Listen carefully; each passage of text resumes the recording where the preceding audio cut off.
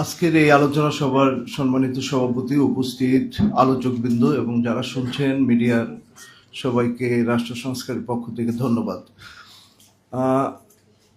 আসলে ৭১-এর পরে ২৪-এ বাংলাদেশের মানুষের মধ্যে সবচেয়ে বড় আকাঙ্ক্ষা তৈরি হয়েছিল যে এই দেশটা গণমানুষের হবে, কিন্তু তার লক্ষণ দেখতে পাচ্ছি না। সেই জন্যই আসলে এই আলোচনাটার সূত্রপাত।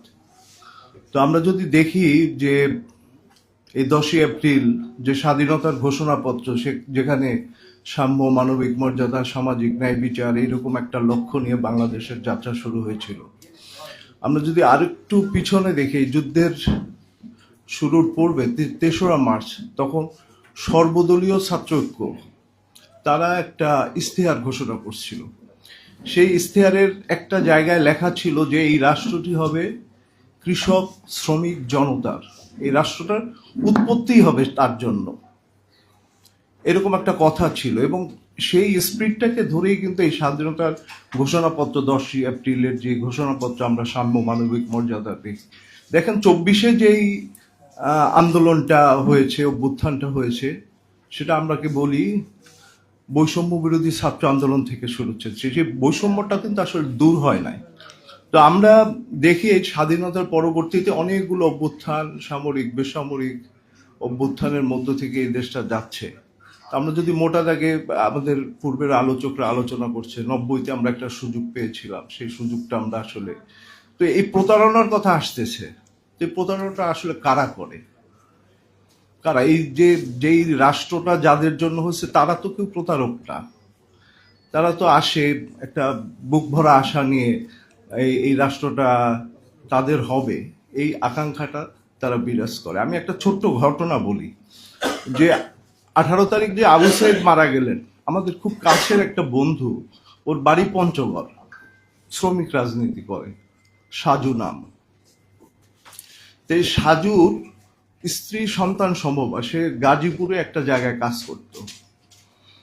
তো ওর বাচ্চা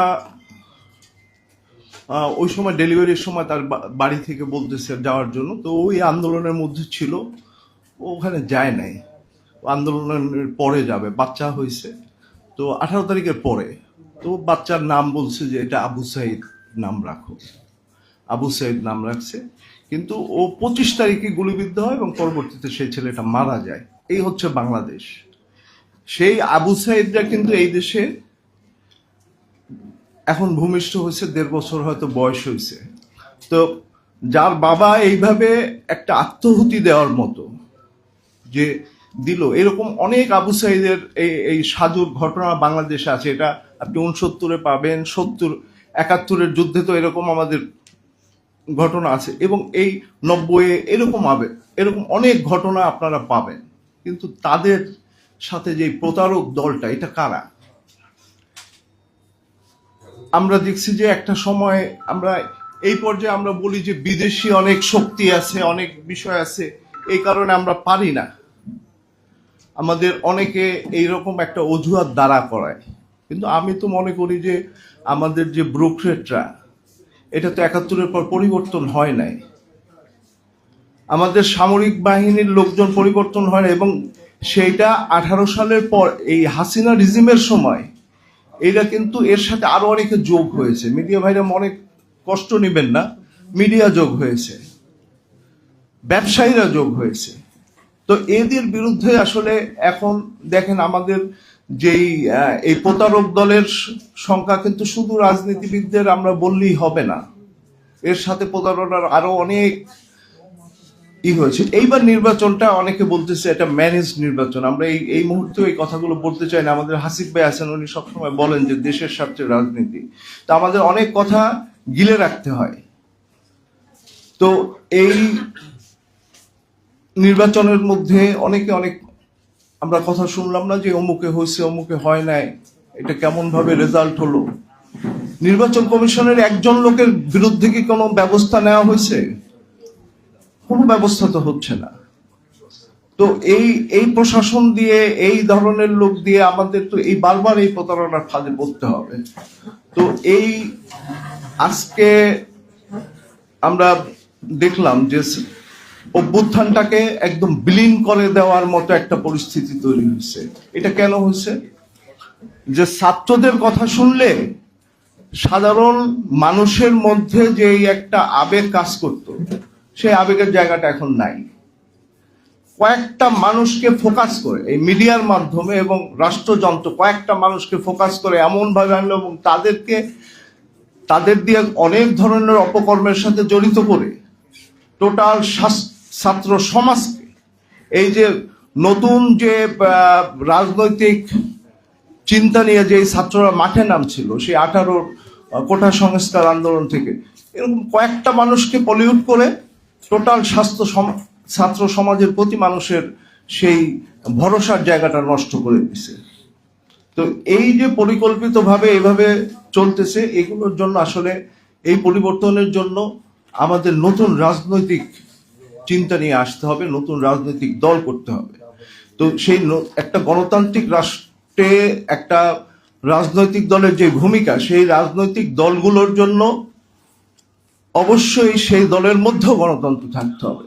এখন আসলে আমাদের সময় এসছে সেই রাজনীতি গড়ে তোলার, যেটা একটা গণতান্ত্রিক রাষ্ট্রকে পরিচালনা করার মতো। আমরা যদি দেখি যে এই আমাদের জামায়াত ইসলামের কথা, এখন তারা সংসদের সর্বোচ্চ বিরোধী দল, অনেকগুলো আসন পেয়েছে। তারা তো আমি 5 তারিখের আগে কখনো শুনি নাই সংস্কারের কোনো একটা বয়ান। কেউ বলতে পারবেন কিনা যে তারা কোনো জায়গায় সংস্কারের রাজনীতি করেছে? কিন্তু 5 তারিখের এই ঘটনার পর তাদের যে তৎপরতা, মনে হচ্ছে যে তারাই এইটা করেছে। তো এই প্রতারণা দিয়ে, এই ধরনের মিথ্যা তো কোনো কৌশল হতে পারে না। বিএনপির কথা অনেকেই বলছেন, তো বিএনপি এইভাবে তো একটা রাষ্ট্র চলতে পারে না, এবং এই রাজনৈতিক দল দিয়েও এই রাষ্ট্র চলবে না।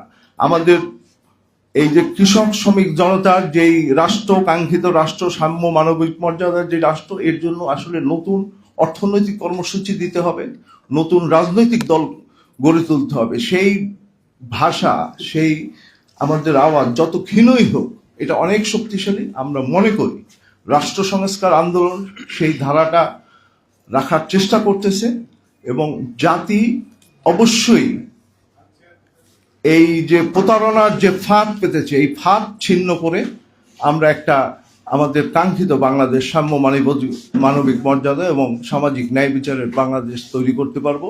এই প্রত্যাশা রেখে আমি আলোচনা শেষ করছি। ধন্যবাদ সকলকে। ধন্যবাদ মোহাম্মদ সোহেল। এখন বক্তব্য রাখার জন্য অনুরোধ করছি, এর মধ্যে আমাদের সঙ্গে যোগ দিয়েছেন জনাব জয়দীপ ভট্টাচার্য, সদস্য, কেন্দ্রীয় নির্বাহী কমিটির সদস্য।